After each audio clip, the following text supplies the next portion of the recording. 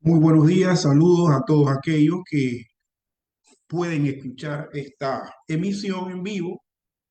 Con ustedes nuevamente César Tuñón Lyons, con el deseo de compartir una reflexión bíblica respecto a los devocionales que hemos estado teniendo durante esta semana.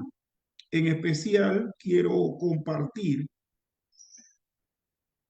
el devocional y meditación que se estuvo teniendo respecto a la lectura bíblica de Juan 5, del 19 al 25, que en nuestras Biblias está titulada La autoridad del Hijo. Y esta es una lectura bastante interesante, en verdad que sí. Quiero compartir con ustedes la lectura bíblica de este texto y hacerlo desde su contexto inmediato, que sería el inicio del capítulo 5, los versículos que vamos a tomar en consideración y posteriormente algunos otros más. Y dice el capítulo 5 de Juan,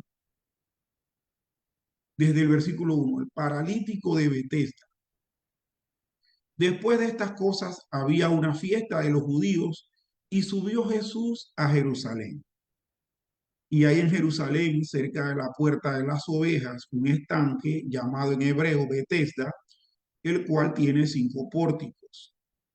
En estos yacía una multitud de enfermos, ciegos, cojos y paralíticos que esperaban el movimiento del agua, porque un ángel descendía de tiempo en tiempo al estanque y agitaba el agua. Y el que primero descendía al estanque, después del movimiento del agua, quedaba sano de cualquier enfermedad que tuviese. Y había allí un hombre que hacía 38 años que estaba enfermo. Cuando Jesús lo vio acostado y supo que llevaba ya mucho tiempo así, le dijo, ¿quieres ser sano? Señor, le respondió el enfermo, no tengo quien me meta en el estanque cuando se agite el agua, y entre tanto que yo voy, otro desciende antes que yo. Jesús le dijo, levántate, toma tu lecho y anda. Y al instante aquel hombre fue sanado y tomó su lecho y anduvo, y era día de reposo aquel día. Entonces los judíos dijeron a aquel que había sido sanado, es día de reposo, no te es lícito llevar tu lecho. Él les respondió, el que me sanó, él mismo me dijo, toma tu lecho y anda. Entonces le preguntaron, ¿quién es el que te dijo, toma tu lecho y anda? Y el que había sido sanado no sabía quién fuese, porque Jesús se había apartado de la gente que estaba en aquel lugar. Después le halló Jesús en el templo y le dijo, mira, has sido sanado, no peques más para que no te venga alguna cosa peor. El hombre se fue y dio aviso a los judíos que Jesús era el que le había sanado. Y por esta causa los judíos perseguían a Jesús y procuraban matarle porque hacía estas cosas en el día de reposo. Y Jesús les respondió, mi Padre hasta ahora trabaja y yo trabajo. Y por esto los judíos aún más procuraban matarle, porque no solo quebrantaba el día de reposo, sino que también decía que Dios era su propio Padre, haciéndose igual a Dios. La autoridad del Hijo.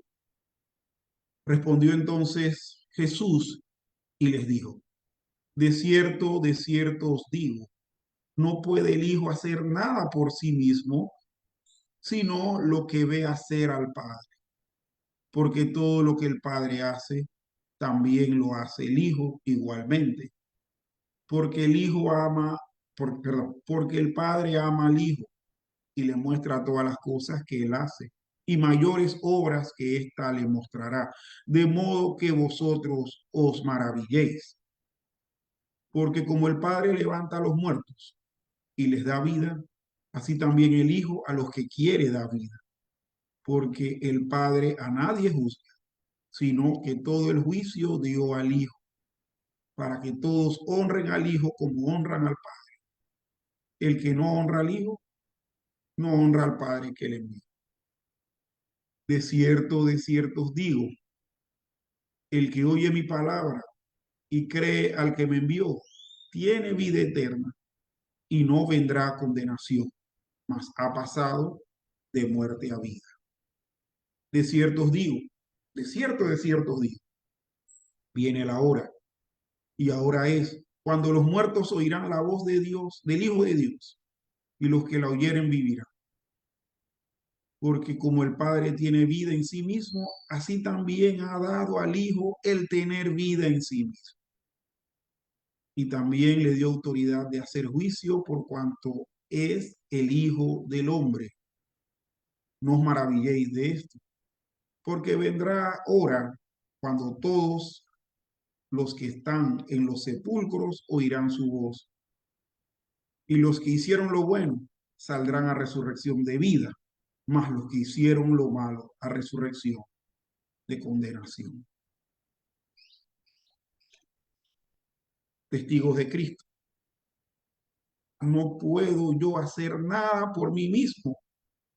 Según oigo, así juzgo, y mi juicio es justo, porque no busco mi voluntad, sino la voluntad del que me envió, la del Padre. Si yo doy testimonio acerca de mí mismo, mi testimonio no es verdadero. Otro es el que da testimonio acerca de mí, y sé que el testimonio que da de mí es verdadero. Vosotros enviasteis mensajeros a Juan, y él dio testimonio de la verdad,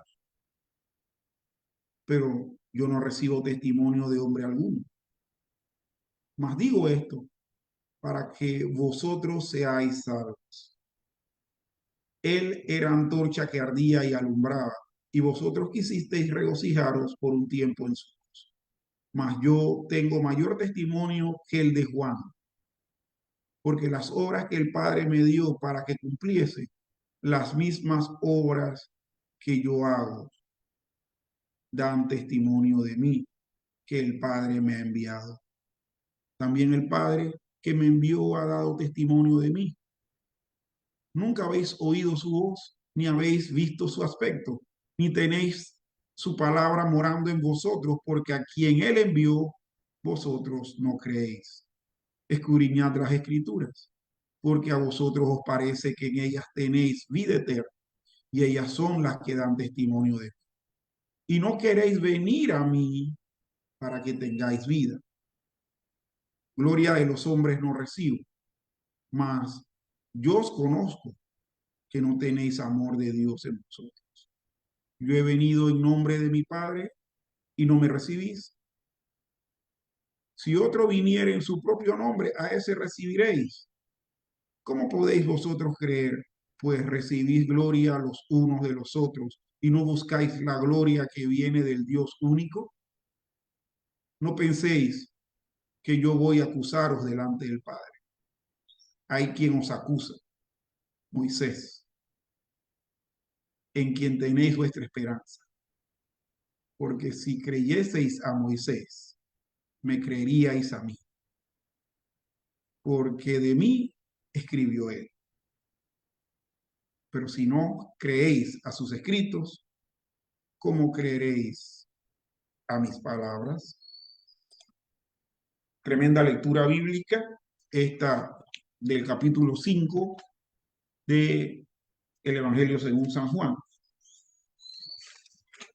Y tenemos aquí, como dije, interesantes comentarios respecto a esto en este capítulo 5 del Evangelio según San Juan.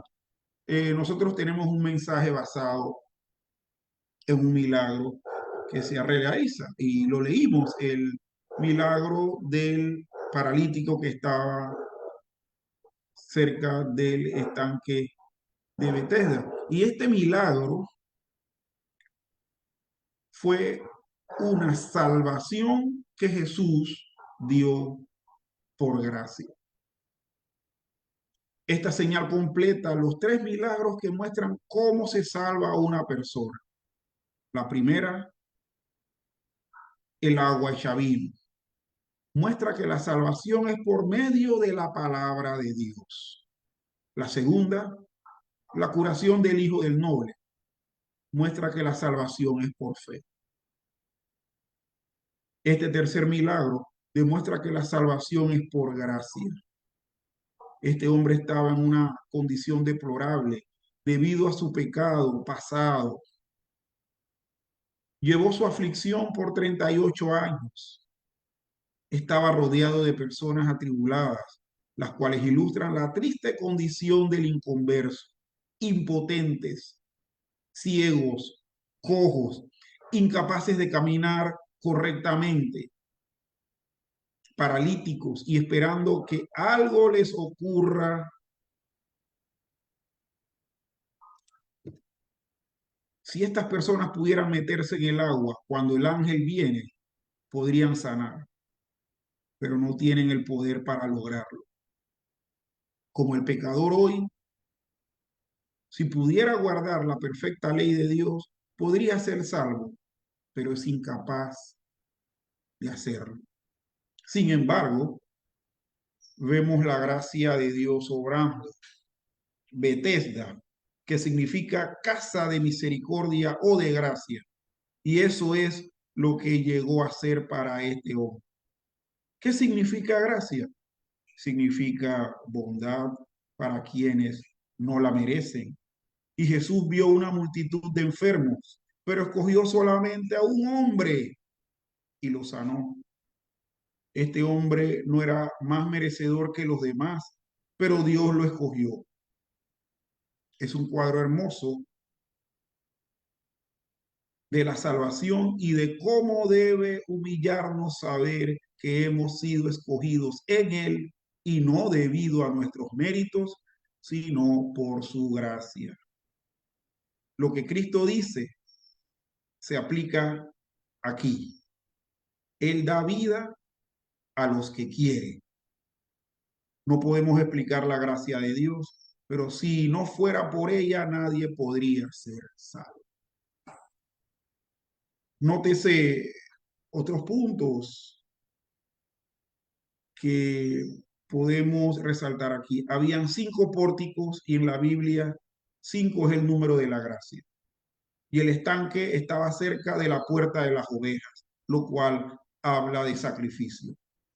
El Cordero de Dios tenía que morir antes de que la gracia de Dios se derramara sobre los pecadores. Cristo sanó al hombre en el Shabbat, probando así que la ley no tenía nada que ver con la sanidad. No somos salvos por guardar la ley. No tenía nada que ver eh, eso de la ley. Él sanó al hombre por sí mismo, porque la salvación es solo por Cristo. El hombre se quejó, no tengo quien me meta o quien me acerque al agua cuando ésta es agitada. Pero aún cuando hubiera tenido una docena de hombres que le ayudaran, no hubieran podido hacer por él lo que Jesús hizo. El pecador perdido no necesita ayuda, necesita sanidad. Necesita sanidad.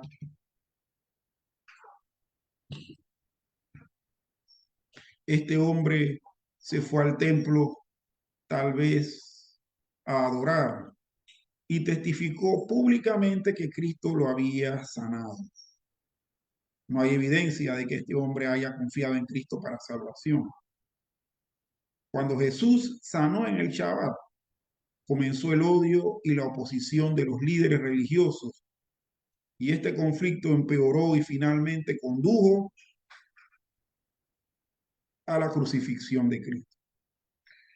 ¿Y qué vemos aquí, mis estimados oyentes y amigos que están en este momento atendiendo a esta misión. Los judíos le dijeron a aquel hombre que había sido sanado, es día de reposo, no te es lícito llevar tu lecho. Por el hecho de ser ellos totalmente inconscientes y ajenos a la gracia y al obrar de Dios, y al reconocer que esto había sido una obra de Dios, antepusieron una ley e ignoraron el milagro. Para ellos era más importante que él se mantuviese tirado en su lecho y no que estuviese dando testimonio de la restauración física que el Señor había hecho en él.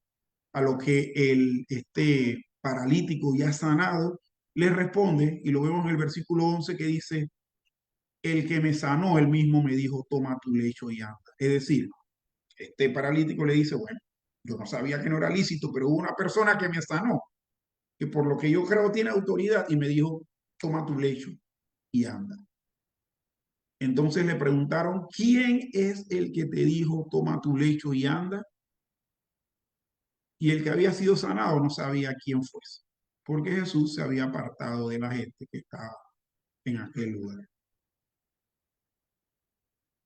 Desde aquí, Jesús empieza a demostrar que tiene autoridad por encima de la ley. Es decir, que ya Jesús con esta acción estaba declarando que es Dios. Por lo tanto, todo lo que se leyó desde el versículo 19 hasta el 25, que es el que vamos a estar comentando, es una respuesta al disgusto y molestia que los judíos tuvieron por entender que Jesús se había igualado a Dios. Ese entender de las palabras de Jesús se deriva que venía diciendo que su Padre Dios lo había enviado y que lo que él hacía lo copiaba porque lo veía hacer del Padre. Entonces tenemos aquí un mensaje.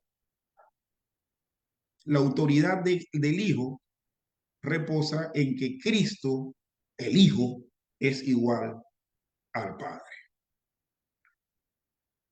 Y vemos acá que se desarrolla y Jesús desarrolla en su respuesta la triple igualdad de Cristo con el Padre. Sanar al hombre en aquel día, en el día de reposo, era contrario a la tradición judía. De modo que los judíos persiguieron a Jesús considerando que quebrantaba la ley. En la primera parte de su mensaje, les mostró que Él es igual al Padre de tres maneras. Y son las maneras que vamos a estar viendo en esta declaración de que Cristo es igual con el Padre.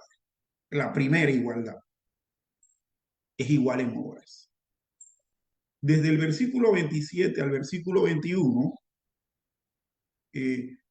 vemos que el día de reposo del Padre se quebrantó en Génesis 3, cuando Adán y Eva pecaron. Desde ese tiempo Dios ha estado obrando, buscando y salvando a los perdidos. Cristo afirma que el Padre le capacitó para hacer lo que hace y le revela su conocimiento a él personalmente. Sus obras, como por ejemplo esta, el milagro, proceden del Padre, incluyendo levantar a los muertos. Y leemos nuevamente desde el versículo 17 al 21, dice, y Jesús le respondió, mi Padre hasta ahora trabaja y yo trabajo. Por esto los judíos aún más procuraban matarle porque no solo quebrantaba el día de reposo, sino que también decía que Dios era su propio Padre, haciéndose igual a Dios. De hecho, quiero comentar que Jesús es el personaje de la Biblia que empieza a llamar a Dios Padre. Respondió entonces Jesús y le dijo, de cierto os digo, no puede el Hijo hacer nada por sí mismo, sino lo que ve hacer al Padre, porque todo lo que el Padre hace, también lo hace el Hijo igualmente, porque el Padre ama al Hijo y le muestra todas las cosas que Él hace, y mayores obras que éstas le mostrará, de modo que vosotros os maravilléis, porque como el Padre levanta a los muertos y les da vida, así también el Hijo a los que quiere da vida. Igualdad en obras. Jesús dice, mi Padre trabaja y yo trabajo. Dice, el Hijo no puede hacer nada por sí mismo, sino lo que ve hacer al Padre. Es más, dice, cosas mayores a esta hará, de manera que tendréis que maravillarse. Y de manera contundente, en el versículo 21 dice, porque como el Padre levanta a los muertos y les da vida, así también el Hijo a los que quiere da vida. Así como el Padre es capaz de hacer volver a la vida a los que ya murieron, el Hijo hace lo mismo y le devuelve la salud, le devuelve la movilidad, le quita el estado de paralítico y le da la sanidad a quien Él quiere. La segunda razón o la segunda manera es que es igual en juicio. El versículo 22 dice, porque el Padre a nadie juzga, sino que todo el juicio dio al Hijo. Dios ha entregado todo juicio al Hijo. Esto hace al Hijo igual al Padre, porque solo Dios puede juzgar al hombre por sus pecados. Y en el versículo 27 de este mismo pasaje, Jesús dice, y también le dio autoridad de hacer juicio por cuanto es el Hijo del Hombre. Así que vemos acá que el juicio que solamente Dios hace, el Padre se lo confiere al Hijo. Entonces hay dos motivos por los cuales hay autoridad. Hasta ahora hemos visto, igual en obras, igual en juicio. Y en la tercera razón o manera en que Cristo es igual al Padre es en honor. En el versículo 23 leemos, para que todos honren al Hijo como honran al Padre. El que no honra al Hijo, no honra al Padre que le envió. Es decir, si tú honras al Padre, tienes que honrar al Hijo. Si tú honras al Hijo, tienes que honrar al Padre. Si no honras al Hijo, no honras al Padre. Ningún mortal podría atreverse a exigir que los hombres le rindan el honor que solo Dios merece. La gente que pasa por alto a Cristo, pero que dice adorar a Dios, está engañada. Y los últimos dos versículos que faltan de esta lectura bíblica principal que tuvimos, del versículo 19 al versículo 25, son los versículos 24 y 25. Y esto resaltando el triple aspecto de la resurrección, principalmente que la resurrección de los pecadores muertos hoy en día. Los versículos 24 y 25 dice, de cierto os digo, el que oye mi palabra y cree al que me envió, tiene vida eterna y no vendrá condenación, mas ha pasado de muerte a vida. De cierto os digo, viene la hora y ahora es, cuando los muertos oirán la voz del Hijo de Dios, y los que la oyeren vivirán. Esta es una resurrección espiritual. Y ocurre cuando los pecadores oyen la palabra y la creen. El hombre que Cristo sanó era en realidad un muerto en vida. Cuando oyó la palabra y creyó, recibió nueva vida en su cuerpo. Cristo tiene vida en sí mismo porque Él es la vida. Mis estimados hermanos, he querido con esto compartir la reflexión que días atrás tuvimos mi esposa y yo respecto a este tema, a esta lectura bíblica. Entonces, ¿qué podemos concluir en todo esto? Bueno, tenemos que dar certeza a lo anteriormente dicho. Jesús declara que su autoridad se refleja en el que oye su palabra y cree al que lo envió, tendrá vida eterna. Los muertos oirán la voz del Hijo y esos que oyeren vivirán. El Señor me los bendiga muy grandemente a cada uno de ustedes, esperando pues que estas palabras sencillas y breves sean de bendición para cada uno de los que escuchan. Saludos, Dios les bendiga.